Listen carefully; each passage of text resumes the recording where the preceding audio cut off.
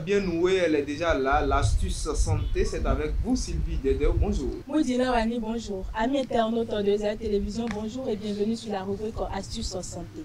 On connaît tous le clou de girofle dans nos cuisines et remèdes traditionnels. C'est vrai, il a des qualités incroyables. Soulage les douleurs dentaires grâce à l'eugénol, un puissant anesthésiant naturel. Possède des propriétés antibactériennes et antifongiques. Améliore la digestion quand il est utilisé de façon ponctuelle. Apporte des antioxydants qui protègent nos cellules. Bref, utilisé comme épice dans les repas ou en infusion occasionnelle, il est bénéfique. Mais là où le problème commence, c'est cette nouvelle habitude qu'on observe de plus en plus. Boire matin, midi et soir de l'eau macérée avec du clou de girofle chaque jour, comme si c'était une eau magique. Or, une consommation répétée et excessive peut sérieusement endommager l'organisme. Brûlure d'estomac et gastrique. Le clou de girofle stimule fortement la production d'acide gastrique.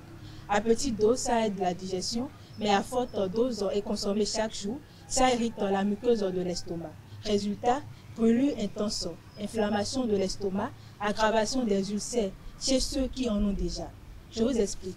Le génol et les huiles essentielles contenues dans le clou de girofle provoquent une hyperacidité et une érosion progressive de la barrière protectrice de l'estomac.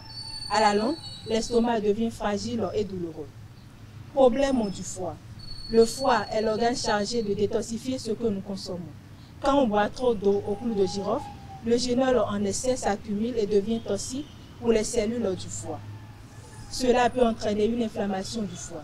Les signes, fatigue, jaunissement des yeux, ictère, douleur du côté droit du ventre. Je vous explique, le génol se transforme au foie en métabolique réactif qui agresse les membranes cellulaires et perturbe les enzymes hépatiques. À la longue, cela peut causer une insuffisance hépatique si la consommation n'est pas stoppée. Risque d'anémie.